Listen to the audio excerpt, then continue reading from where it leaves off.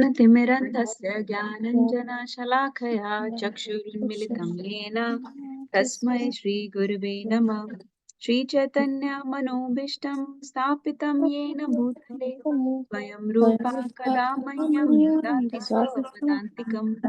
वन्देऽहं श्रीगुरु श्रीयुतपत्कमलं श्रीगुरुं वैष्णवांश्च श्रीरूपं साग्रजातं सहगण रघुनाथान्वितं सतं सजीवं साद्वैतं सावधूतं परिजनसहितं कृष्णचैतन्यदेवं श्रीराधा कृष्णपादान् सहगण ललिता श्रीविशाखान्वितांश्च हे कृष्णा करुणा सिन्धो दीनबन्धो जगत्पते गोपेश गोपिका कान्ता राधा कान्ता नमोऽस्तुते तप्त काञ्चन गौराङ्गी राधे वृन्दावनेश्वरी वृषभानुसुते देवी प्रणमामि हरिप्रिये वाञ्छाकल्पतरुभ्यश्च कृपा सिन्धुभ्य एव च पतितानां पावनेभ्यो वैष्णवेभ्यो नमो नमः।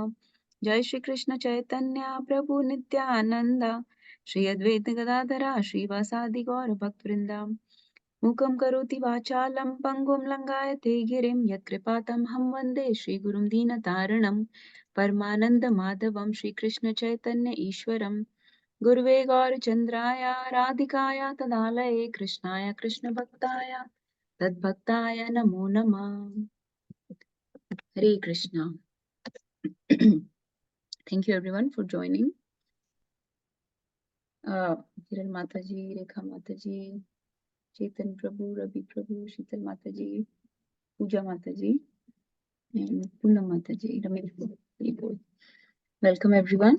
Let's get started. So we had already read 1.21 and 22, but this is a very important verse. It's a memory verse. So we will recite one time. We have already read the purport last time. I'll just quickly share my thoughts on this and move on to the next one. So let's start from reciting here. Arjuna Vacha Senayorubhayormadhe. Please recite.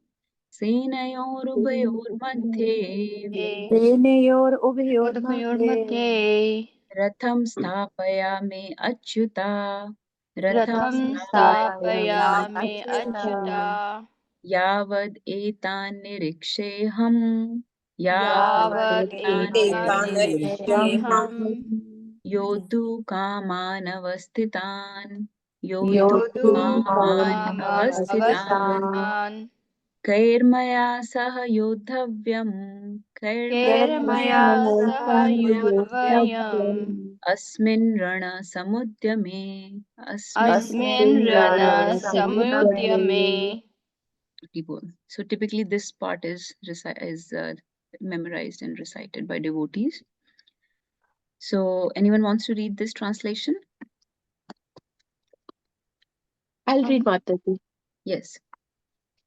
Arjun said, O infallible one, please draw my chariot between the two armies so that I may see those present here who desire to fight and with whom I must contend in this great trial of arms.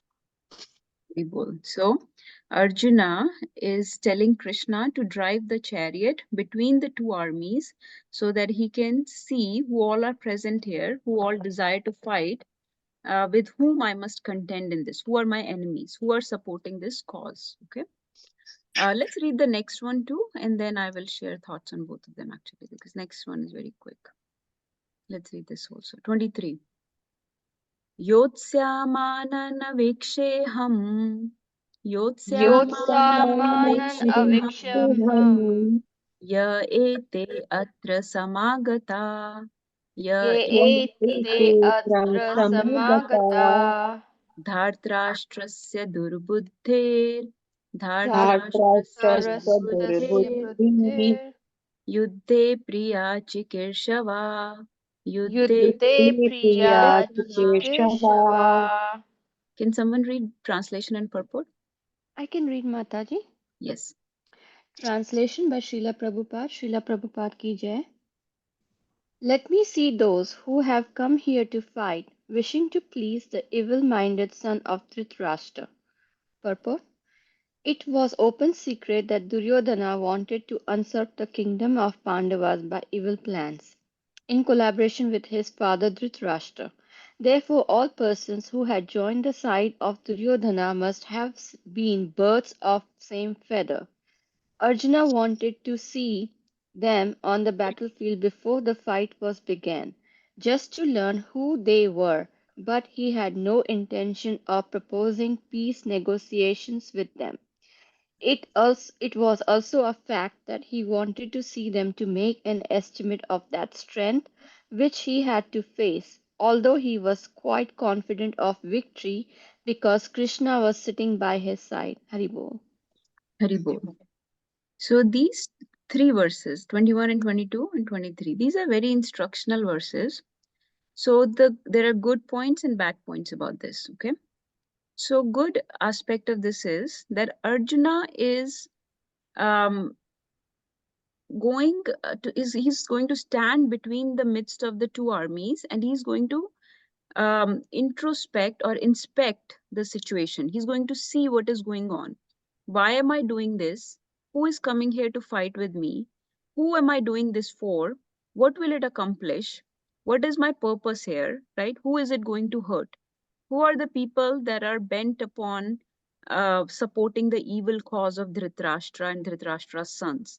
So he wants to take a complete stock of the situation, which is a very good quality to have. Okay, whenever we have to make a decision before performing an action, and we're not saying any activity, but this is a very significant, very impactful activity.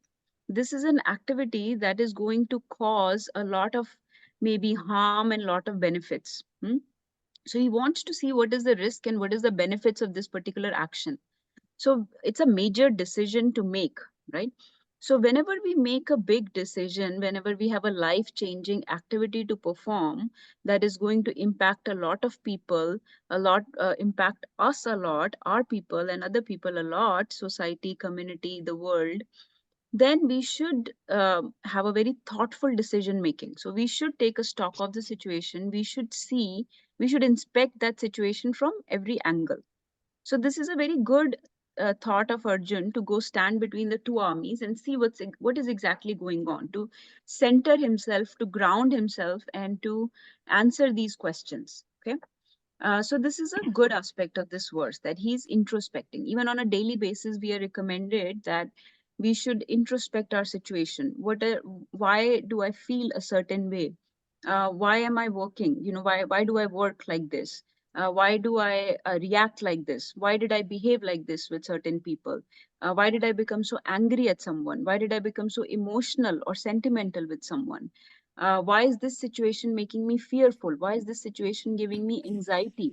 Why is this a very difficult situation for me to face? What is the difficulty in this?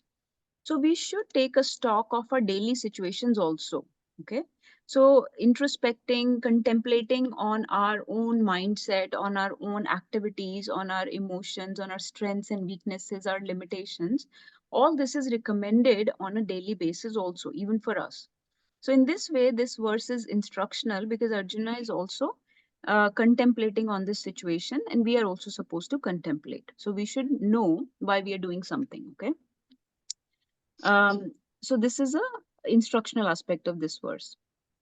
The downside of this verse is, it's not really downside, but in this situation, Arjun is not really taking shelter of Krishna. He is just ordering Krishna to do his bidding, this is my plan and you do this. Okay, this is what I want you to do for me. And this is often what we do, what we end up doing. An ordinary person always instructs Krishna, always instructs the God that, hey, I want this to happen. Can you do this? And when that does not happen, we become angry or we become frustrated or resentful towards God.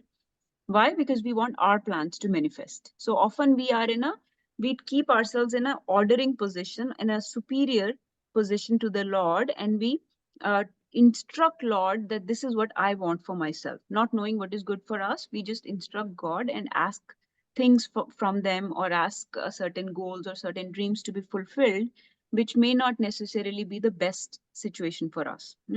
So in that way, this is the downside of this instruction of Arjun, that he is in an ordering position. He is ordering Krishna to do something. But also this Prabhupada highlights in this purport that Krishna likes to be ordered by the pure devotees. He likes to do their bidding. He likes to act as their, to be dependent on them and act as their servant. Krishna also likes to serve his devotees, just like devotees want to serve him. So this is a positive aspect of this verse.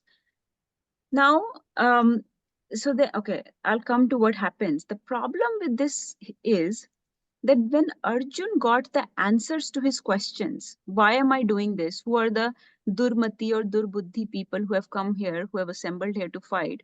When he was answering these questions, he answered all these questions on his own in a very bodily, on a bodily platform, on a very superficial, on a very bodily related platform. He's thinking that this situation will cause me harm. It will not bring any enjoyment to me or my people. It will bring a lot of grief to us. So he's just thinking from the bodily platform. He answered all these questions, but he answered these questions wrongly. Okay, he answered these questions from not a spiritual platform, but from a material platform. So, for example, if he had to ask, why am I doing this? His answer to that situation was that I am doing this to win the kingdom. But actually, his answer should be that I am doing this to install a representative of the Lord on the throne of this kingdom. Who am I doing this for? His answer was, I'm doing this for Yudhishthir Maharaj or for my brothers. But his answer to that question should be, who am I doing this for? I'm doing this for Krishna. Okay. What will this accomplish? He's thinking this will cause, what will this accomplish? This will accomplish a lot of heartbreak, lot of destruction of families, breaking up of families, loss of life. He's thinking on that level. But what will it actually accomplish on a spiritual platform? It will accomplish the will of the Lord, where Krishna's purpose on this earth is to establish dharma. Krishna has come for this purpose of establishing a representative of his, a devotee of his on the throne. That purpose will be accomplished by fighting this war. But he's not thinking on that level. He's thinking that this war will cause a lot of destruction. It will cause a loss of life, loss of wealth, loss of family traditions and whatnot. So he's giving a wrong answer for everything. Instead of thinking, who is it going to hurt? So who is it going to hurt? He's thinking it's going to hurt my family members, my relatives, my teachers, my grandfather. He's not thinking it's going to hurt adharma. The answer to that question should be, it is going to hurt adharma. So he's giving answers to himself for these situations while introspecting, but he's giving wrong answers because he is thinking on a very shallow, superficial, material platform. This is called short-term thinking. This is a very short-term thinking. This is not considering the long-term achievements that this war will accomplish. This is not thinking about the actual welfare of himself and of these family members or actual welfare of the world. He's just thinking in the short term what will help these people. But just saving their bodies is not the real help. Just running away from this war is not the real help. He's not thinking of the actual welfare of these people. So he got some answers, but he got answers on a wrong level. So that's why whenever we introspect, we should always keep our purpose on a spiritual level. We should keep our purpose connected to Krishna. Only then we will get a real answer. Otherwise, we will also be introspecting or contemplating on our situation, but our answers will be coming from a material platform or a bodily platform. So he's just thinking of from a bodily aspect, his body, my sense gratification, my enjoyment, or these people's life, just thinking from a very superficial level. Okay, and this will become more apparent in the next few verses. So let's keep reading. 1.24. Sanjay Uvacha. Sanjay Uvacha. Evam ukto Rishikesho. Evam ukto Rishikesho Gudakeshena Bharata. Gudakeshena Bharata Senayorubhayormadhe. Senayorubhayormadhe Stapayitva rathottamam. Stapayitva rathottamam. Okay, can someone read this? Yes, I can read. Go ahead. Hari Bol. Sanjaya said, O descendant of Bharata, having thus been addressed by Arjuna, Lord Krishna drew up the fine chariot in the midst of the armies of both parties. Purport. In this verse, Arjuna is referred to as Gudakesa. Gudaka means sleep, and one who conquers sleep is called Gudakesa. Sleep also means ignorance. So, Arjuna conquered both sleep and ignorance because of its friendship with Krishna. As a great devotee of Krishna, he could not forget Krishna even for a moment, because that is the nature of the devotee. Either in waking or in sleep, a devotee of Lord can never be free from thinking of Krishna's name, form, and qualities and pastimes. Thus, a devotee of Krishna can conquer both sleep and ignorance simply by thinking of Krishna constantly. This is called Krishna consciousness or samadhi. As Rishikesha, or the director of the senses and mind of every living entity, Krishna could understand Arjuna's purpose in placing the chariot in the midst of the armies. Thus he did so and spoke as follows. So this is now Sanjay is describing that he's using specific names for Krishna and Arjun, as we have learned the name Rishikesh for Krishna. So Rishikesh means master of senses or controller of senses. We discussed this in detail last time. Gudakesha is a name of Arjun, which Prabhupada has elaborated in this purport. So Gudakesha means conqueror of sleep. Or sleep refers to ignorance, so conqueror of ignorance also. So Prabhupada is describing that how a devotee becomes a conqueror of ignorance and sleep, because ignorance, because they are in transcendental knowledge, they are completely immersed in the spiritual or adhyatmic gyan, which relates to the name, form, qualities, pastimes of the Lord. So their ignorance is gone. And also sleep, because they are always thinking of Krishna. So simply by thinking of Krishna, immersing themselves in Krishna, sleep and things like that do not cause any trouble to the devotees. So sleep, that's why people are able to conquer, devotees are able to, like Prabhupada was able to conquer sleep himself. He would sleep maybe only 2-3 hours. Bhaktivinoda Thakur would only sleep 2-3 hours every night. But sleep here really refers to ignorance, which means that devotees or spiritualists or Vaishnavas who are connected to the spiritual knowledge of the Lord, they are conqueror of ignorance. So then Krishna did what Arjun had wanted him to do, to drive the chariot between the two armies, in the midst of the two armies. Senayor, Ubhayor. Ubhayor always means two. So between the two armies. Let's keep reading. 25. Bhishma Drona Pramukta. Bhishma Drona Pramukta. Sarvesham cha Mahikshitam. Sarvesham cha Mahikshitam. Uvacha Partha Pashetan. Uvacha Partha Pashetan. Samvetan Kurun iti. Samvetan Kurun iti. Okay, who can read this? I can read, Mataji. Yes. In the presence of Bhishma, Drona, and all the other chieftains of the world, the Lord said, just behold, Partha, all the Kurus assembled here. Purport.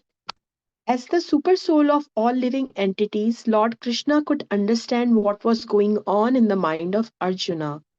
The use of the word Rishikesha in this connection indicates that he knew everything. And the word Partha means the son of Pritha or Kunti, is also similarly significant in reference to Arjuna. As a friend, he wanted to inform Arjuna that because Arjuna was the son of Pritha, the sister of his own father Vasudeva, he had agreed to be the charioteer of Arjuna. Now, what did Krishna mean what he told Arjuna to behold the Kurus? Did Arjuna want to stop there and not fight? Krishna never expected such things from the son of his Aunt Pritha. The mind of Arjuna was thus predicted by the Lord in friendly joking. Hare Krishna. So this is the first verse where Krishna is speaking, and it's only half the verse, because all he's saying is, Krishna says that behold, just behold, Partha, all the Kurus assembled here. So Samvetan Kuruniti, look at all these Kurus assembled here. That's all he spoke in the first chapter. This is the first time Krishna is speaking. So he said, look at all these Bhishma, Drona, and all these Kurus, chieftains of the world, all the Kurus here. So Prabhupada is just saying that the name the name Partha is used for Arjun. Partha means son of Pritha or Kunti. So he's reminding Arjun that you are son of a very great mother, of a very great devotee, who Kunti Maharani, who has also suffered at the hands of these aggressive, violent people. If you remember in the Lakshagraha incidents, even Kunti was there with the five Pandavas, and they were, and Dhritarashtra and Duryodhana and all these people did not care that Mother Kunti will burn to death with Pandavas. They were so bent upon destroying Pandavas, on killing Pandavas, that they did not even care that Kunti, who is also their dependent, who is such a loving person, that they are ready to kill that Kunti, who's son of Pandu.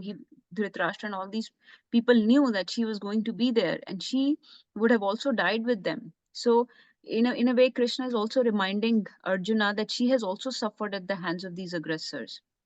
And secondly, being son of such a wonderful devotee, such a great Vaishnavi, he did not expect this conduct from Arjun. So he's, again, by reminding him of his connection with his mother, that you are Parth, you are son of Pritha, you have a great responsibility. You are a Kshatriya, and as a devotee also, you always have to keep the spiritual purpose foremost, the divine will, the will of the Lord foremost. Establishment of dharma should be your topmost purpose. You cannot get deviated or distracted by the bodily things or by superficial, shallow purposes. The topmost purpose is still is always the spiritual purpose. So whenever you are in doubt, whenever there are two dharmas that are conflicting in our life, in every situation, it's not black and white situation. If it is black and white situation, it's easy to make a decision. The problem is situations are typically gray, various shades of gray. So it's hard to know what is the right path. In this situation also, Arjuna's path will appear correct to most people. Like if somebody does not understand the Bhagavad Gita, does not understand who Krishna is or what is the will of the Lord, they will think Arjuna is right. So Arjuna's path is seemingly correct to a moralist, to a non-violent person, right?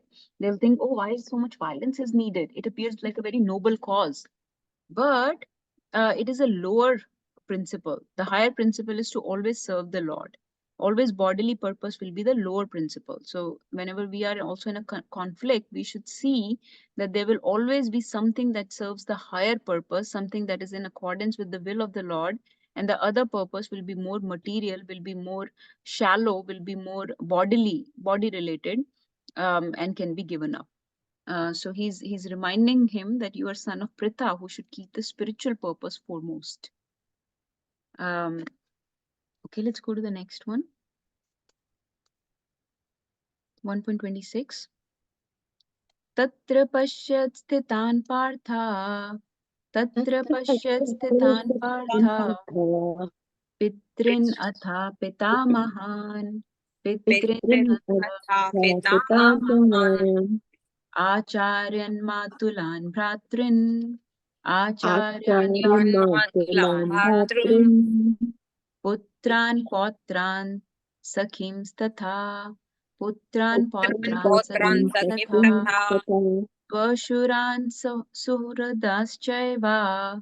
Svashura suhradashchaiva. Senayorubhayorapi. Senayorubhayorapi. Okay, let's read this. Can someone read?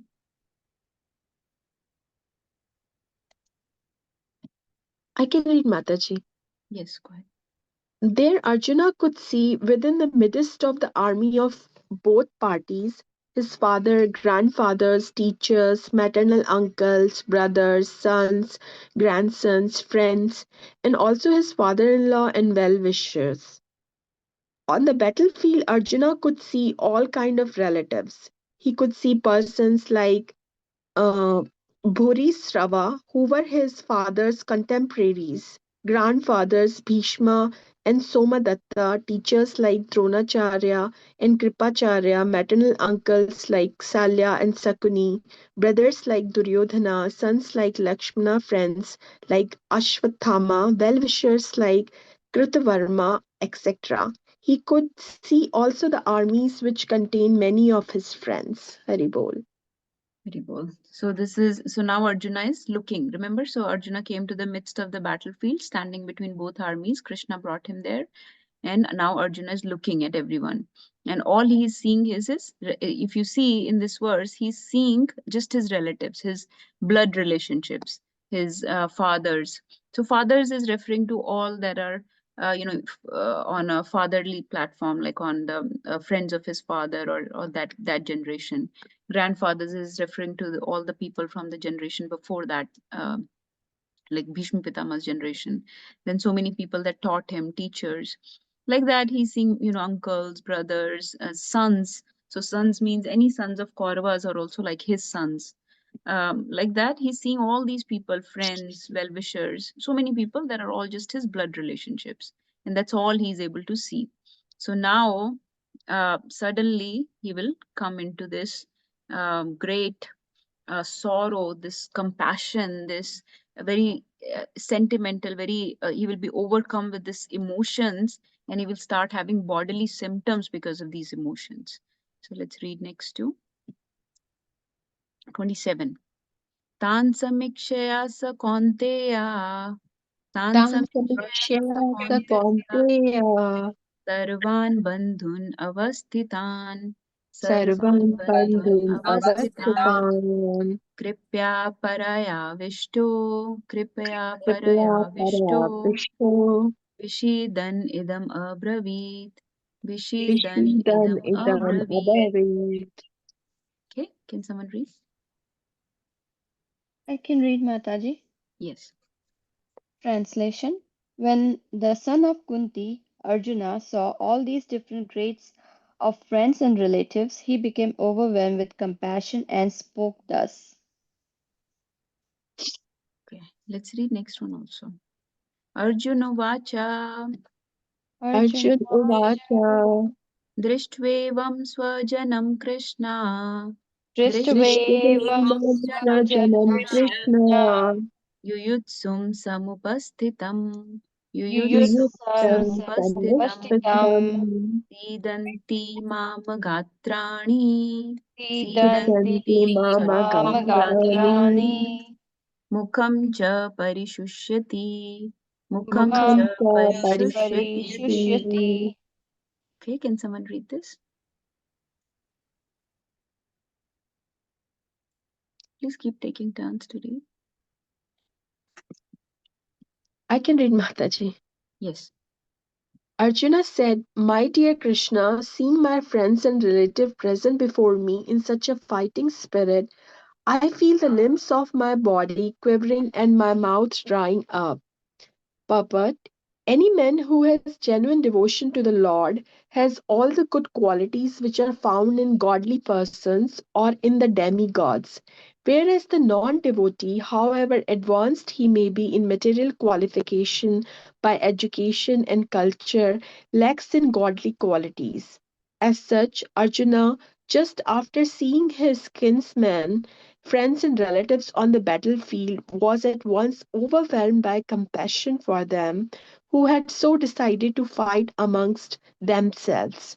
As far as his soldiers were concerned, he was sympathetic from the beginning, but he felt compassion even for the soldiers of the opposite party, for seeing their imminent death. And while he was so thinking, the limbs of his body began to quiver and his mouth became dry. He was more or less astonished to see their fighting spirit. Practically, the whole community, all blood relatives of Arjuna, had come to fight with him. This overwhelmed a kind devotee like Arjuna. Although it is not mentioned here, still one can easily imagine that not only were Arjuna's bodily limbs quivering and his mouth drying up, but he was also crying out of compassion. Such symptoms in Arjuna were not due to weakness, but due to his soft heartedness, a characteristic of a pure devotee of the Lord. It is said, therefore. Hari Bol. Mataji, a little bit more. I can recite this one. यस्यास्ति भक्तिर्भगवती अकिञ्चना सर्वैर्गुणैस्तत्र समासते सुरा हरावभक्तस्य कुतो महद्गुणा मनोरथेनास्ति धावतो बहिः. This is a very important verse. Please, I can read this. One who has unflinching devotion for the personality of Godhead has all the good qualities of the demigods. But one who is not a devotee of the Lord has only material qualifications that are of little value. This is because he is hovering on the mental plane and is certain to be attracted by the glaring material energy. Bhagavatam 5.18.12. This verse, just quickly to tell you how beautiful this is, it is saying that somebody who is a devotee of the Lord, they get all the qualities of the demigods. Yasyasti bhaktir bhagavati akinchana, who has akinchan bhakti, unflinching devotion for the Lord, Bhagavati, for Supreme Lord. Okay. Sarver gunes tatra samasate sura. Sura means demigods. Samasate means they are collected or congregated within the within a devotee who is of the Supreme Lord. All the qualities of the demigods. Sarver guna tatra samasate sura. And demigods have a lot of good qualities. So all the good qualities of the sura, sura means demigods, are divine qualities. They are collected in the body of a devotee of the Supreme Lord. Harav abhaktasya, abhakt, somebody who is not a bhakta of Hari. Kuto mahadguna, what is their quality? Even if they have so-called superficial qualities, they may seem very seemingly kind or very loving or forgiving or something. But when the real problem approaches, their qualities do not hold up. So only in relation to the Supreme Lord, a devotee of the Lord is able to hold up their qualities eternally. But harava bhaktasya kuto mahadguna, they don't have any good qualities. Mano rathe nasti dhavato bahi. वो ऐसा व्यक्ति कैसे चलता है? मन के रथ पे चलता है. मनोरथे नास्ति, मन के रथ पे चलता है. You know that mind is uncontrolled. So these people just do things willy-nilly, whimsically. Just whatever they want to do, they do. मन के रथ पे चलते हैं ऐसे लोग. मनोरथे नास्ति धावतो बहि. So they are not able to control these qualities, because these qualities can only be properly channeled or properly used, properly applied when they are in relation to the Supreme Lord, when they come as being a devotee of the Lord. Other people that are not devotees, in a difficult situation, you will see that their good qualities really do not hold up, because they're coming from a very shallow bodily platform. So here Krishna is saying, Sanjay is saying that when son of Kunti Arjun saw all these people who are his relatives, he was overwhelmed with compassion. Okay. Now, please pay attention, because this is now important part of Bhagavad Gita is starting. So far we were just setting the scene of the battlefield. Now we know who is fighting, what is their mentality, what is their mindset. And now starts the confusion of Arjuna. Now starts the 4 main problems that Arjuna will mention to Krishna. Okay. And we will have a Kahoot quiz next time on this chapter. And this is a question from whenever you take your, degree courses in Bhagavad Gita, etc. This question will be asked: what are the 4 important reasons that Arjuna cited for not fighting? What are the 4 reasons Arjuna gave for not fighting? Okay, this is the first reason. What is the first reason? Compassion. Okay, the first reason is that Arjun was full of compassion. So it is said in this one, Arjuna, overwhelmed with compassion, spoke thus. He became very soft-hearted, and he is soft-hearted because Prabhupada is saying he's a devotee of the Lord. So this is a very appreciative quality. A devotee should be soft-hearted. This is a Vaishnava quality. He's compassionate. But he has become so sentimental, so emotional, that these sentiments are showing as physical symptoms in his body. So you can see he's saying, my limbs are shaking. Sidanti mam gatrani. Okay. Mukham cha parishushati. My mouth is drying up and my limbs of the body are quivering. So you see, limbs are quivering and mouth is drying up. So he's so full of overcome by emotions that he's starting to have physical symptoms due to these excessive emotions. So being sentimental, being compassionate is okay. It's good. It is appreciative. It is a credit to Arjun that he's feeling like this, soft-hearted towards other side also.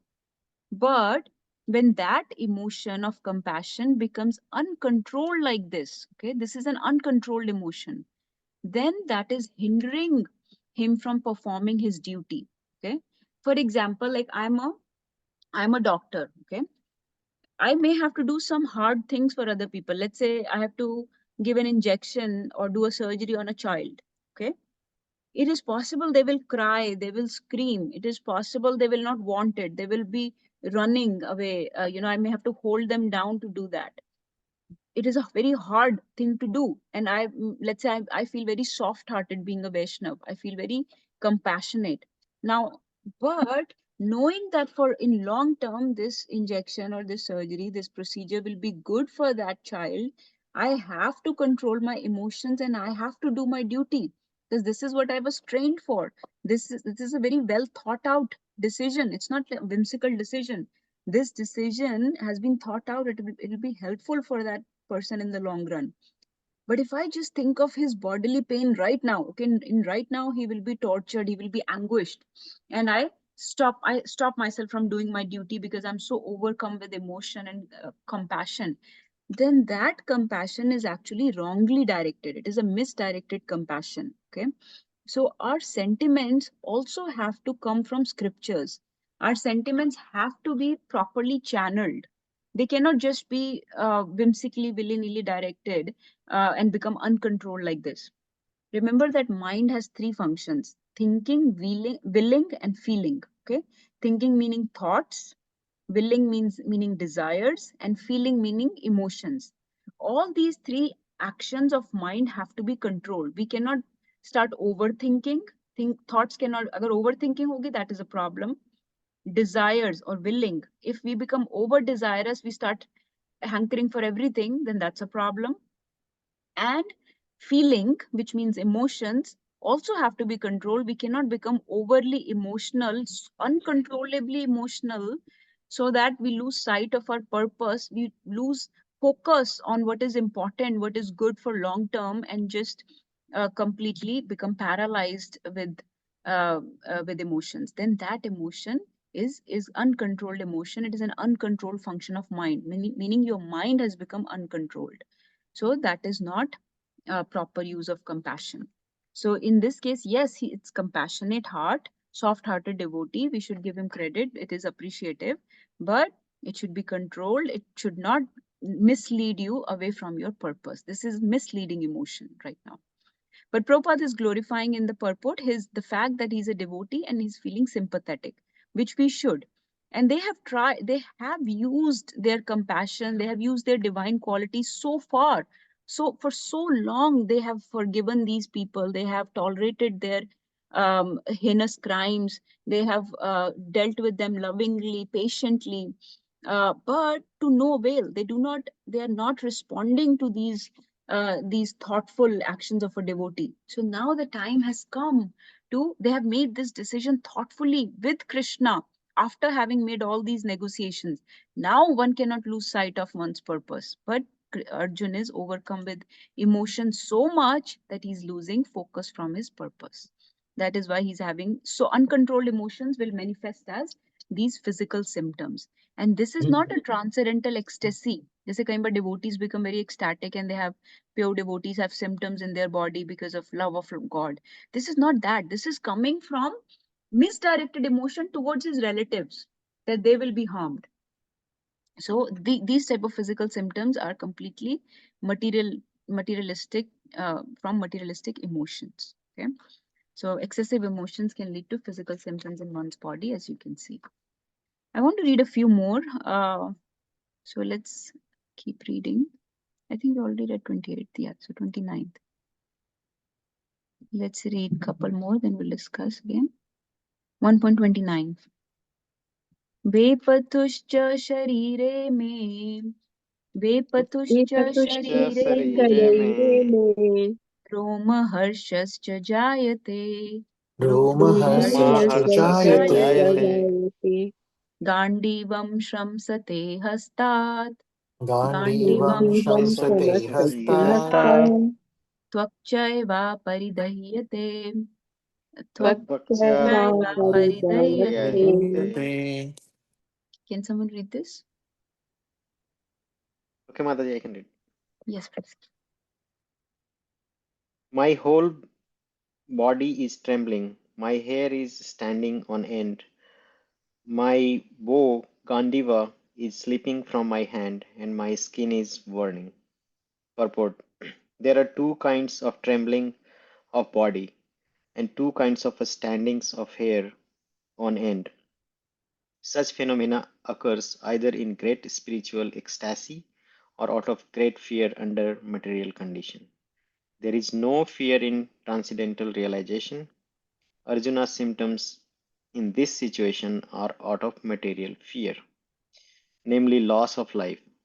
This is evident from other symptoms also. He became so impatient that his famous bow, Gandiva, was slipping from his hands, and because his heart was burning within him, he was feeling a burning sensation of a skin. All these are due to material conception of life. Hare Krishna. Hare Krishna. So we already discussed this, that this is not transcendental ecstasy for love of Lord or spiritual ecstasy. This is out of fear under material conditions. He's not fearful for himself. He's fearful because he knows he will win. He's not fearful for himself. Again, remember that this fear is not because he's worried about his own life. He's worried about their life. He's worried about, and we will see what his worries are. But his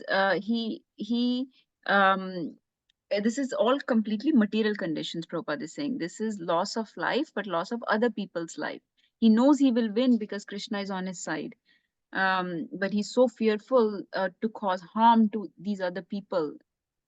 So in a complete fog of emotions that he's experiencing. So his whole body is trembling, hair is standing on end, like you get goosebumps.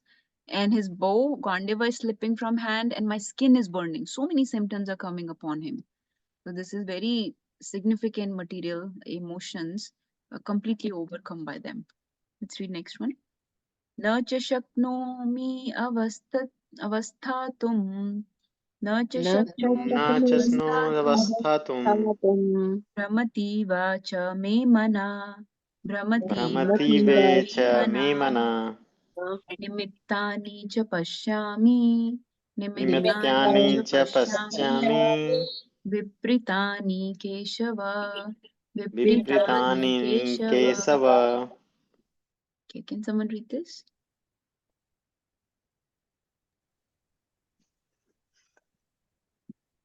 Who wants to I can read? read this, Mataji. Yes, Prabhu. I am now unable to stand here any longer. I am forgetting myself and my mind is reeling. I see only causes of misfortune. O Krishna, killer of the Kesi demon. Purport. Due to his impatience, Arjuna was unable to stay on battlefield, and he was forgetting himself on account of this weakness of his mind. Excessive attachment of material things puts a man in such a bewildering condition of existence. Vyam Devi Bhayam Tya dvitiya abhiniveshita sayat. Bhayam Dvetya Avisneshwast Sayat. Bhagavatam 11.2.37. Such a fearful and loss of mental equilibrium take place in persons who are too affected by material condition. Arjuna envisioned only painful reverses in the battlefield. He would not be happy even by gaining victory over the foe. The words nimitani, vipratani are significant. When a man sees only frustration in his expectation, he thinks, why am I here?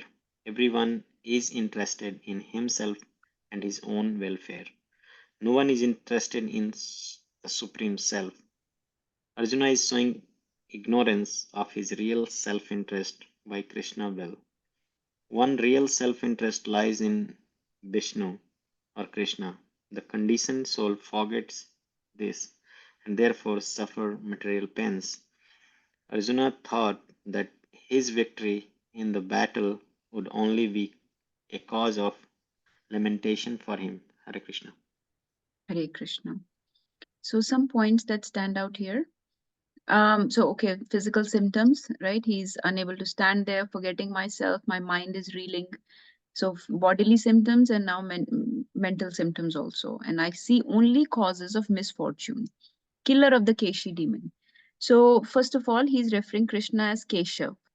So Keshav means killer of Keshi demon. So in a way, he's reminding Krishna that you killed a demon. It's easy to kill a demon. That was not your family relative. But to me, you are asking me, you're expecting me to kill my family relations. That's much harder than killing a demon. It's easy to kill a demon actually. I would rather kill a demon than kill my family members. So that's one thing. Then purport Prabhupada is saying, excessive attachment for material things puts a man in such a bewildering condition of existence. So even though we know we should not be materially attached, but if you see all the decisions of life that we make, whether it's a promotion, whether it's where we live, in which city, what job we take, everything, or who we marry, what any big decisions we make, how much to work, whether to work or not, all these big decisions we make only based on our material attachments, only on bodily platform. That's why our decisions are wrong. That's why a lot of times we end up hurting ourselves. So in the end, Prabhupada is saying, um, where was that line? He says, when a man, why am I here? Yeah, here. He thinks, why am I here? So why is a very important question to ask. Arjun in this case needs to change his why. Why is he doing this? That is our problem. When we ask a big question in life, we should ask, why am I doing this? What is my purpose in doing this? When you ask the question why, um you have to change your why. Right now his why is that, okay, I'm doing it for my enjoyment, we will get this kingdom, my brother will rule this kingdom, I'm doing it for my brother, I'm doing it for the because of all the bad things that have happened to us, and when I fight these people, all these people will die that are my relations, my family members. So his why, his mindset is wrong right now. If he changes his why, if he changes his why to that I am doing this for Krishna, I need to fulfill his purpose of coming to this earth. I'm not fighting for myself, I'm fighting for this kingdom, so that this kingdom will have a better king to rule them, so that dharma can be established in this world again, so that these sinful people do not keep harming everybody else and themselves in long run. If he changes his why, then he will get the right answer to the question. But right now, he's just thinking, what is in it for me? So for me, he's not seeing anything. He's seeing only destruction. And even if we came to this throne, even if we inherited this throne, we will not be able to enjoy this. So he's just thinking, what is in it for me? And he's only seeing the loss, the destruction, the risks, the nothing beneficial. He's not able to see anything beneficial because his why is wrong. His purpose is wrong. He's off center. He needs to center himself and needs to come back to the original purpose of serving Krishna. So if we keep Krishna as the center of our purpose, then we are able to make right decisions. When we become off-centered, when we are away from the purpose of Krishna, when we become bodily oriented, then we lose sight of the actual spiritual purpose and we become confused, we become emotional, we become then mind takes us on a different journey altogether. We become completely distracted and deviated from the path. So this is what is happening with Arjun. He has become distracted from his path because his why, the answer, is on a very bodily platform. So he has to change why he's doing this. He's not able to see anything good in this because he's not thinking from Krishna's point of view. He's just seeing the situation from his point of view, which is very narrow tunnel vision right now. So you will see he'll say that I can't see anything good in this. Let's read the next one. Na cha shreyo anupashyami, na cha shreyo anupashyami, hatva swajanam ahave, hatva swajanam ahave, na kangshe vijayam Krishna, na kangshe Kanche vijayam Vijayam Krishna, Krishna, na cha rajyam sukhani cha, na na cha cha rajyam rajyam sukhani cha. sukhani cha. Okay, can someone read? Who has not read that wants to read? Ramesh Prabhu, Hema Mataji, or Rekha Mataji, anybody wants to read? I can read. Hare Krishna Mataji, I can read. Sorry, 1 second. Okay, let's take turns. Go ahead. Let Rekha Mataji read this one. Ramesh Prabhu, if you'll read the next one. Okay. Go ahead, Mataji. Translation. I do not see how any good can come from killing my own kinsmen in this battle. Nor can I, my dear Krishna, desire any subsequent victory, kingdom, or happiness. Without knowing that one's self-interest is in Vishnu or Krishna, conditioned souls are attracted by bodily relationships, hoping to be happy in such situation. In such a blind conception of life, they forget even the causes of material happiness. Arjuna appears to have forgotten the moral codes for Kshatriya. It is said that two kinds of men, namely the Kshatriya who dies directly in front of battlefield under Krishna's personal orders, and the person in renounced order of life who is absolutely devoted to spiritual culture, are eligible to enter into the sun globe, which is so powerful and dazzling. Arjuna is reluctant even to kill his enemies, let alone his relatives. He thinks that by killing his kinsmen there would be no happiness in his life, and therefore he is not willing to fight, just as a person who does not feel hunger is not inclined to cook. He has now decided to go into the forest and live a secluded life in frustration. But as a Kshatriya, he requires a kingdom for his subsistence, because the Kshatriyas cannot engage themselves in any other occupation. But Arjuna has no kingdom. Arjuna's sole opportunity for gaining a kingdom lies in fighting with his cousins and brothers and reclaiming the kingdom inherited from his father, which he does not like to do. Therefore, he considers himself fit to go to the forest to live a secluded life of frustration. Hare Krishna. Hare Krishna. Thank you, Mataji, for reading.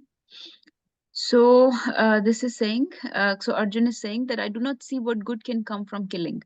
Na cha shreyo anupashyami. I do not see anything good in this battle. Okay, everything. I do not want this. Na kangshe vijayam. I do not want victory. Na cha rajyam, not this kingdom. Sukhanicha, not happiness.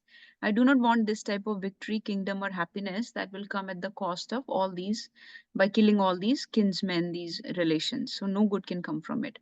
So Prabhupada is saying this very nice line here, that just as a person who does not feel hunger is not inclined to cook. So because he's not hungry for this victory or kingdom, or so he's becoming, acting as a very detached person. Again, being compassionate is a sign of a devotee. Being detached is also a sign of a devotee. So he's acting like a proper devotee, that I'm detached from this. I do not want this kingdom. I do not want this victory, this type of happiness. So this is a very detached attitude. It's again, it is a very appreciative attitude. It is credit to Arjun that he's so detached. But again, this is a sentiment that is misdirected, right? Because, for example, okay, you do not feel hungry, so you don't want to cook. But let's say you are a mother even though you are not hungry, but you need to cook for rest of the family or not? You need to cook for rest of the family, even though you're not hungry. It's okay. You still need to do it for everybody else. So yes, you do not want victory or kingdom or happiness, but who's talking about your victory or your kingdom or your happiness? It's not for your happiness. That's why he's so misdirected. He's so misled right now because he's thinking of me, mine, aham, mameti. He's only thinking from what is in it for me. Okay, you are not hungry, so you don't want to cook, but you need to do this for the for the bigger goal. You're missing the big picture. Everybody else is hungry. You need to establish this dharma in the world. You are a representative of the Lord. You need to do his will. He has come for this purpose, so you're losing sight of the big picture. So instead of thinking of Krishna's purpose, Krishna's viewpoint, he has become very narrow-minded and just thinking of himself. Okay, I don't feel hungry, so I won't cook. But you are the only one who can cook in this household. So you need to cook for other people. So I really like this line Prabhupada is using. So the mother may cook for the family even if she's not hungry. We are not talking about your enjoyment. Who said to fight for your enjoyment? You need to fight for enjoyment of Krishna. So your purpose is misdirected. You're thinking that this is to establish your brother on the throne. No, this is not to establish your brother on the throne. This is to establish Krishna's devotee on the throne. This war is not for your enjoyment, to enjoy this kingdom. This war is for enjoyment of Krishna, because Krishna enjoys when there is dharma in the world. He likes it. This is his purpose. He likes it. So this is for his enjoyment, for his sense gratification, not for your sense gratification. So since you're only thinking of yourself, you're not able to make this decision in the proper mindset. And then Prabhupada is bringing his Kshatriya duty also in the purport, that a Kshatriya needs to fight in the battlefield. He's a soldier. It's not like he's a terrorist. It's not like he's whimsically fighting this war. A soldier has proper orders from the government to fight. And so when you have law and government and authority behind you to support the killing, then you can kill. A soldier can kill on the battlefield. He has full authority from the government to kill. But if he uses that gun to kill whimsically outside of the battlefield, that is criminal, that is sinful, because that he is doing on his own for his own purpose. But when he's on the battlefield, he's fighting for the government. He's not fighting for himself. He's fighting for the government on their authority, on their instruction, on their order. So he has full responsibility to fight and full permission to fight, use that gun and kill. But if he uses that gun outside of the battlefield and whimsically kills a neighbor or someone, that is punishable by law. That is sinful. That is criminal. So he's not. So this is the problem. He's thinking he's acting for himself on the battlefield. No, you're not acting for yourself. You're acting on the authority of Krishna. As his servant, you have permission from him to fight this. So this is not just a family dispute. This is a very bigger things are at stake here. So big picture is lost to Arjun right now. Destiny of earth is at stake. And so these people that are burden on the earth, they can only be eliminated by a Kshatriya. And you are the one who's trained for this. Mother is the one who's trained to cook. So she needs to cook for everybody else, even though she's not hungry. Let's read the next few. These are 4 verses together. So let's read all 4 of them.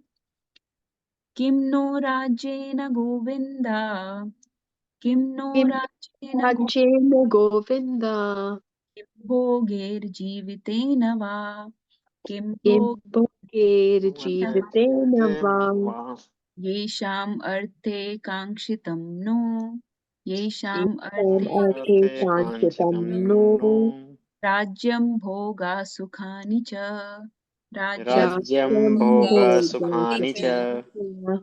if you see, Arjun keeps talking about Rajya, Bhog, and Sukh. This is all personal stuff, like as if Rajya is meant for his Bhog and Sukh. Next. Ta ime vastita yuddhe. Ta Taime vyavastha yuddhe. idhe. Pranam styaktva dhanani cha. Pranam styaktva Pranam dhanani dattva cha. dhanincha. Acharya pitara putras. Acharya Acharya pitara pitra putras. putras. तथैव च पितामहः तथैव च Tathaiva cha पितामहः pitamaha.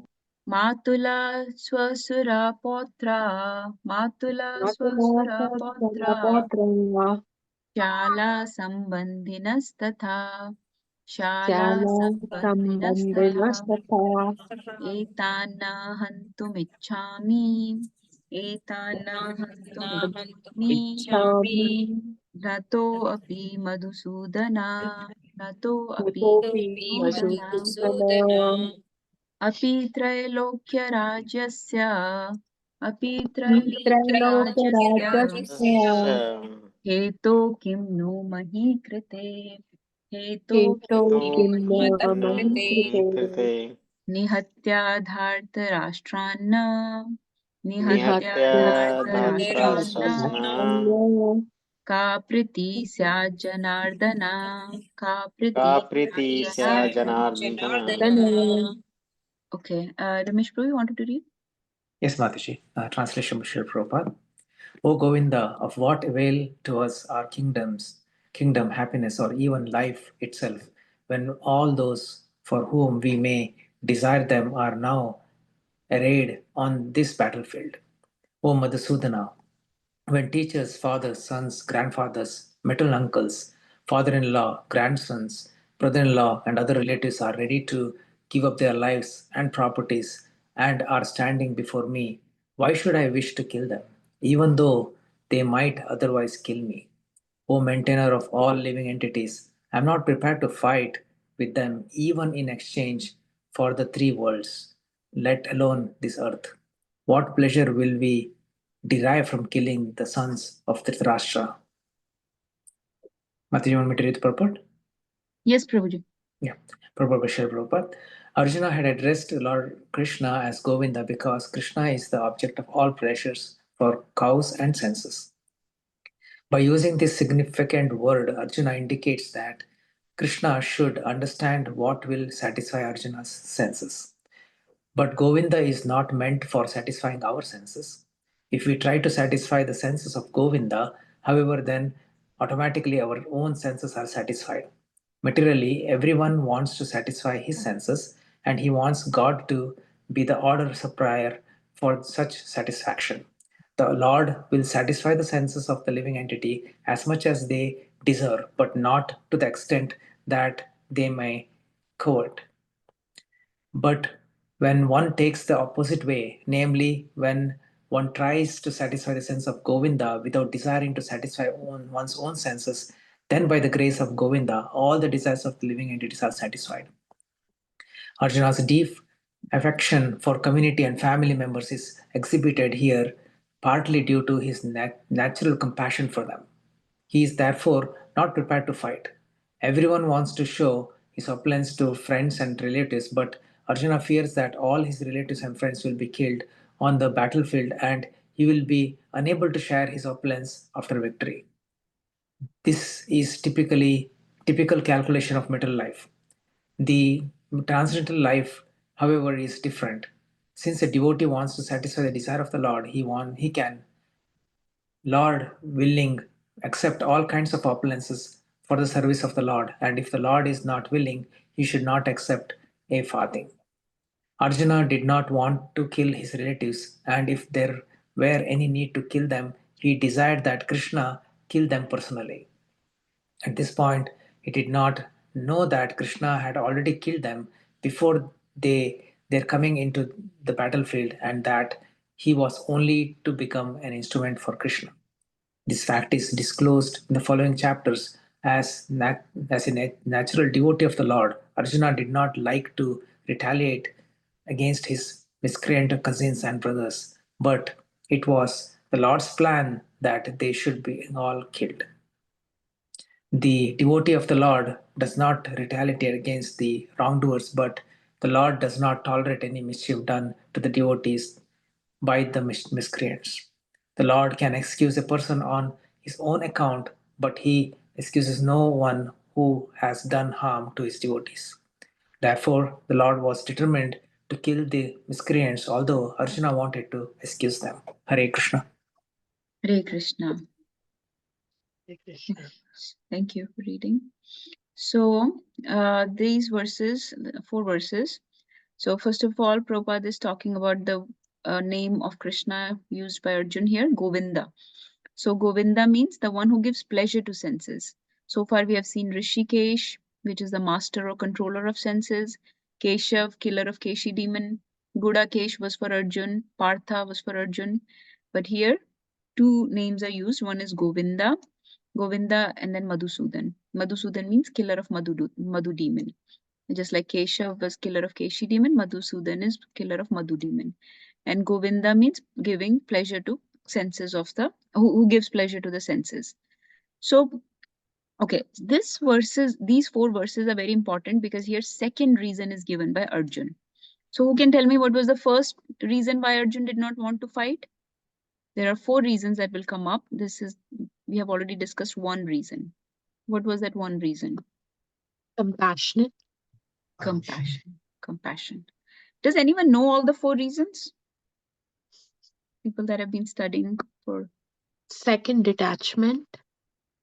No, we have not discussed second yet. But Say. Huh? I can say. Yes. So first reason given by Arjuna Hare Krishna is compassion. Second is degradation of family traditions. No, what is the Third second is one that we sin. have just read? Sin. In the order of Bhagavad Gita. Enjoyment. Enjoyment, yes. So this is the second reason in these 4 verses that I will not be able to enjoy, Arjuna is saying. Okay. You can quote the third and fourth reason also, Nagarjuna Prabhu. So then is sin, that he'll incur sin if he kills these people. That is partly covered in what you were saying, like how a soldier doesn't incur sin if he's on the battlefield versus. So that's sin. And then the last one is degradation of family traditions. That will also have multiple verses with the end of the chapter. Yes. So compassion, enjoyment, sinful reaction, and destruction of family traditions. 4 reasons will be given by Arjun. Okay. Compassion, as we discussed, was on a mental platform because because emotions is a function of mind. So mentally he became overcome with these extra sentiments, unnecessary emotions. He became burdened by them. Okay. So he became very overly emotional or compassionate. Second was enjoyment, which is actually sort of consistent with what Puja Mataji said, that he is acting as a very detached person, that I don't need all these things for my enjoyment. How would I enjoy myself when all my family members are dead? Because we do something and then we enjoy the results of that with our family members, right? Let's say I get a promotion, I get some extra money or bonus, then I will go enjoy with my family members. I will take them on a party or a treat or a trip or buy some gifts for them. So I enjoy. So whenever we do something, the results of that typically we enjoy with our family members. So Arjun is thinking of his enjoyment, that when all these people are dead, how will I be able to enjoy this kingdom, this victory? This will not be very enjoyable because there will be so much grief and loss of their lives.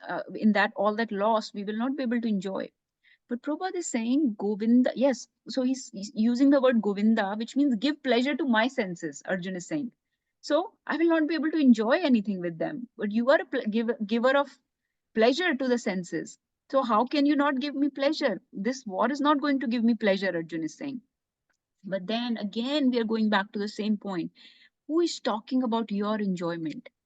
We know this is a very hard task. We know this war is very hard on you. We know this will entail a lot of loss for you. We are saying still fight this war despite the loss, despite lack of enjoyment. Yes, there will be no enjoyment. Yes, Dhritarashtra's sons will die. So many teachers and grandfathers and fathers and so many people, friends and well-wishers will die. Yes, you will have to bear that pain of loss, that burden of loss. We are still saying you should fight because it is for a much higher purpose than that temporary loss. So it's not about your enjoyment, but Arjun is just now thinking of his own enjoyment. I will not be able to enjoy this kingdom, this victory, this rajya, this wealth and this power, etc. But no, this is not for your enjoyment at all. So for example, somebody gives me, it's like rejecting something that actually does not belong to you. He's rejecting the kingdom. I do not want this kingdom, he's saying. He's acting very detached. But this never belonged to you anyways. We are not giving this to you for your own enjoyment anyways. Like somebody says, okay, Mataji, I'm giving you $500 for the temple. And I say, no, I don't need this money. I have enough money. Does that make any sense? They're not giving it to me for my bhoga. So if you see, Arjun uses the word bhoga here. So he says, मैं भोग नहीं कर पाऊंगा. Rajyam bhoga sukhani cha. I do not kankshitam. No, I do not want this because I will not be able to enjoy this. So I say, no, I don't want this donation because I have enough money. I don't need anything from you. But they're not giving it to you. They're giving it to Krishna for Krishna's purpose. You're supposed to use that for Krishna's service. You're not supposed to use that for your own enjoyment anyways. It does not belong to you. You are just a medium. You are just a transparent via medium, an instrument to do service for Krishna. So yes, you will have problems, but you still have to do this service. जैसे कोई मुझे money दे रहा है, it's not for me anyways. It is for service of Krishna. How can I reject something that never belonged to me in the first place? So similarly, the kingdom, this wealth, this power, this rajya the war is not being fought for their enjoyment. कि ये इसको भोग करेंगे इस kingdom का. This is being fought for the purpose of Krishna. So again, this is loss of purpose. This is lack of proper vision. So Krishna, that's why Bhagavad Gita will start when Krishna will start speaking really, because Krishna will bring Arjun back to the center, that you focus on the real actual welfare of yourself, of these people and of the world. Right now, whatever you are speaking is not going to serve either you or these people or the world. In the world, dharma will not be established. These people will continue their sinful activities, so they will continue with their sinful life and keep accumulating more and more sinful reactions. So this is no favor to them and no favor to you, because you're not doing your Kshatriya duty and you're not trained to do anything. You're not trained to be renounced. You will not be satisfied without ruling the kingdom. You're brought up to rule the kingdom righteously, and without a kingdom, you will be lost. So you're not doing any favor to yourself, to these people, to the world, nothing.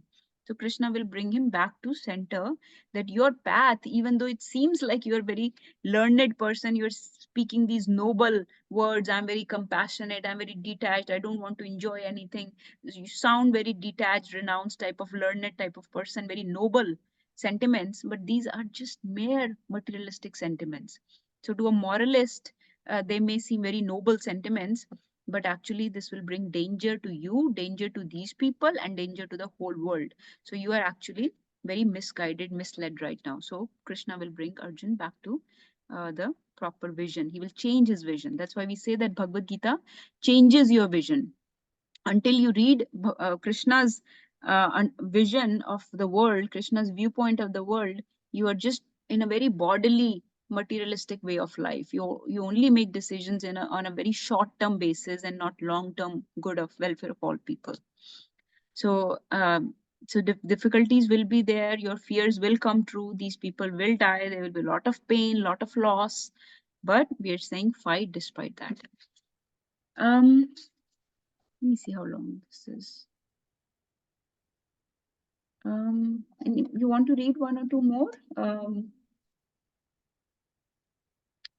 Let's read two more if that's okay. They're on the same line of thought. Then we'll stop and take questions. 1.36. Papam evashrayedasman. Papam evashrayedasman. Hatvetan atatayinam. Hatvetan atatayinam. Tasman narha vayam hantum. Tasman narha vayam hantum. Swajanam hi katham hatva. Swajanam hi katham hatva. Sukhina sayam madhava. Sukhina sayam madhava. Okay, read the translation, please. Then we'll read the next one. Ramesh Prabhu, you want to continue? Yes, I can read. Okay, go ahead. Sin will overcome us if we slay such aggressors. Therefore, it is not proper for us to kill the sons of Dhritarashtra and our friends. What should we gain, O Krishna, husband of the goddess of fortune, And how could we be happy by killing our own kinsmen? Let's read the next also. Yadyapi etena pashyanti, yadyapi etena pashyanti, lobho pahata chetasa, lobho pahata chetasa, kulakshaya kritam dosham, kulakshaya kritam dosham, mitra drohe cha patakam, mitra drohe cha patakam. कथं न ज्ञेयम् अस्माभिः, कथं न ज्ञेयम् अस्माभिः, पापाद् अस्मान् निवर्तितुम्, पापाद् अस्मिन् निवर्तितुम्, कुलक्षय कृतं दोषं, कुलक्षय कृतं दोषं, प्रपश्यद्भिर्जनार्दन, प्रपश्यद्भिर्जनार्दन. Please read this translation. Actually, you can read the whole purport and everything. Purport, or should I read? Read the whole thing. Whole thing. O Janardana, although these men, their hearts overtaken by greed, see no fault in killing one's family or quarreling with friends, why should we, who can see the crime in destroying a family, engage in these acts of sin? Purport. A Kshatriya is not supposed to refuse to battle or gamble when he is so invited by some rival party. Under such an obligation, Arjuna could not refuse to fight because he had been challenged by the party of Duryodhana. In this connection, Arjuna considered that the other party might be blind on the effects of this board has come. Yes, effects of such a challenge. Arjuna, however, could see the evil consequences and could not accept the challenge. Obligation is actually binding when the effect is good, but when the effect is otherwise, then no one can be bound. Considering all these pros and cons, Arjuna decided not to fight. Okay. Haribol. So these are the other two reasons given. So compassion, first of all, compassion is why he didn't want to fight. He's feeling very attached and soft-hearted towards them. They are his relations. Second reason was he felt that he does not want to enjoy this kingdom, this wealth, this power at the cost of all these relations. He will not be able to enjoy. And if there is no enjoyment, what is the point of fighting? Then third reason was given in verse 35. 35, that this will bring sin. It is not proper to kill these people because sin will overcome us if we slay these people. So he is calling Krishna Madhav. Now the next name is given Madhav. Madhav meaning husband of Lakshmi or husband of goddess of fortune. So he's supposed to bring auspiciousness in our life, Krishna. And he's saying this will just bring misfortune. We cannot be happy. It will not make us, bring us fortune or happiness or auspiciousness. It will bring us sin instead, O Madhava. So Prabhupada is saying in the purport that there are some people who can be killed. There are 6 types of aggressors mentioned in scriptures. People that give poison, that give you poison, try to poison you. People that set fire to your house. Anybody that attacks you with deadly weapons. Anyone who plunders or steals your riches, your wealth. Anybody who occupies another's land. They steal your land or occupy your land by some fraud or corruption. And one who kidnaps a wife, somebody who misbehaves or kidnaps or harasses, exploits your wife. So in that case, these 6 type of people can be killed. And if you think about these Kauravas, these Duryodhana and the party, they have done all these 6 aggressive acts against the Pandavas. They gave poison to Bhima when he was a child. They set fire to the house, the Lakshagriha, where they sent Mother Kunti and Pandavas, attacking with deadly weapons. This has happened many times after the war in the Virat. Many times they've been, attacked. Plundering riches, like trying to take their wealth, their land. They have taken their land through gambling and their riches through gambling. And one who kidnaps a wife. So they have mistreated or had a very poor conduct against Mother Draupadi. So in this way, many times they have acted aggressively against Pandava. So actually, they fulfill all the requirements of the 6 types of aggressors, and as a result, Kshatriya should kill such a person. It is quite befitting that somebody should, and the authority, the administrative person, needs to address these type of aggressors. We are not saying take law in your own hand and start punishing these people yourself, but at least bring them to authority for punishment. Because these people, just like Lord Ram did, Prabhupada is giving the example of Lord Ram. Lord Ram brought Ravan to punishment, right? He punished Bali also. If you remember, Bali had kidnapped wife of Sugriv. Agree. So he was also punished by Lord Ram. So Lord Ram punished Ravan, he punished Vali in this way. So all these aggressors, they need to be punished. At least the Kshatriyas, the authority, the leadership, the politicians, the administrative people need to punish these people. It can be done in a legal way. It should be done in a very through a trial, through a lawful way, but they need to be punished. You cannot just ignore them. You cannot just say that I'm a devotee, I'm a very tolerant and forgiving person, so I'm going to forgive such heinous crimes, because you're not doing any service to these people. These people are a threat to the whole society. They're a threat to the whole community. They can do these things to other people also. So they're a very big threat. They're very sinful, criminal people. Criminal people need to be brought to punishment. And also they are not good. It's not good for themselves also, for these people also to continue with such a sinful life. That's why sometimes death punishments are given, right? Sometimes they're executed. Why? Because these people, their sinful life, their aggressive behavior is not good for their own spiritual upliftment either. When the authority punishes them, actually a lot of their sinful reactions are delivered to them. So they get reactions for their sinful actions by being punished by the government or the authority, by the law. So getting a punishment from the law is actually getting the reactions back. Karmic reactions is already delivered. So it is actually very helpful for these people. Otherwise, they will have very poor destination. They will be born in either demonic species or low planets or low species or something. Very inferior destination they will get. So actually, it's not good for them, not good for the society or anyone. And it's a responsibility of Kshatriya to bring them to justice. I think I'll stop here, but the next verse, so this was the third reason that this will incur sin, but Prabhupada is saying that this will not incur sin. Actually, letting such sinful people go is sinful.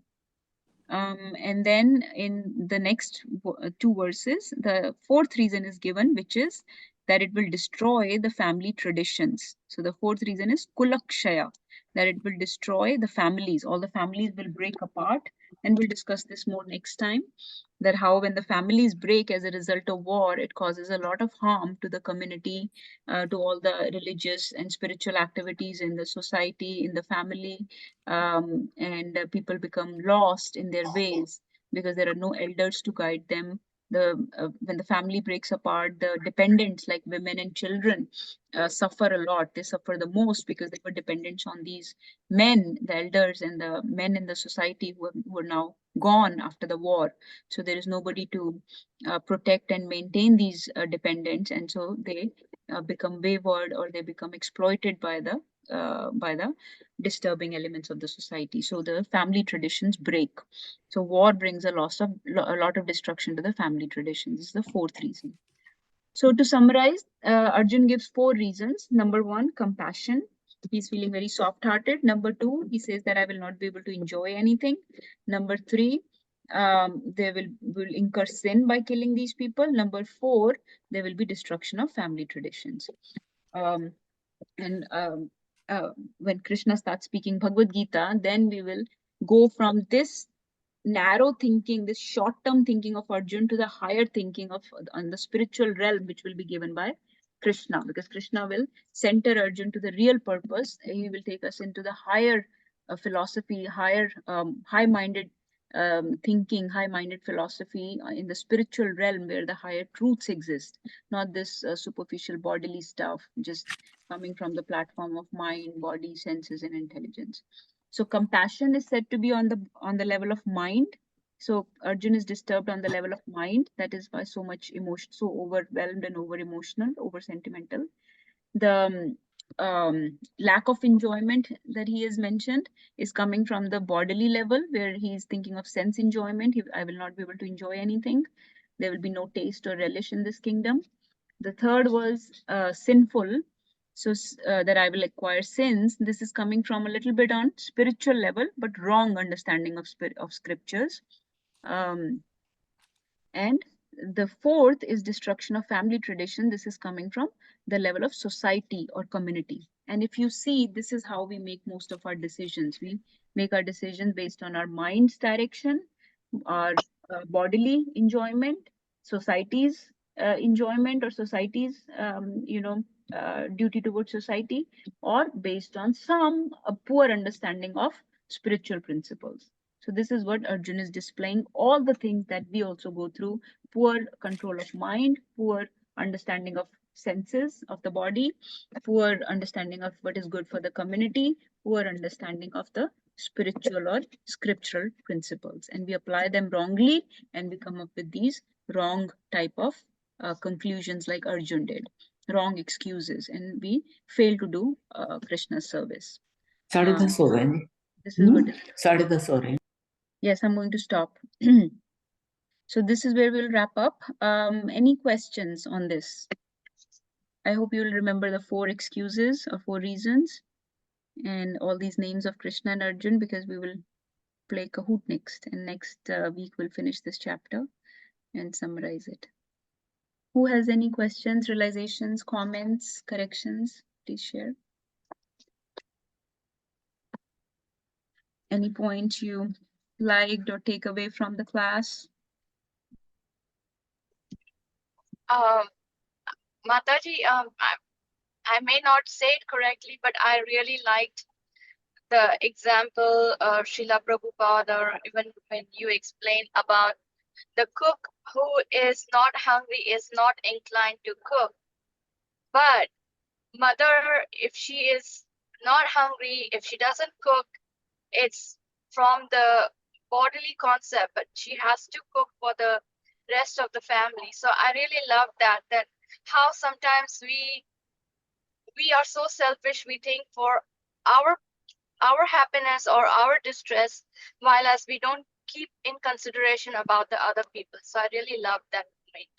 Yes, Madhuri, I really, really love that, because in that one line, Prabhupada has explained the mentality of Arjun. Yes, Mataji, that was a beautiful example.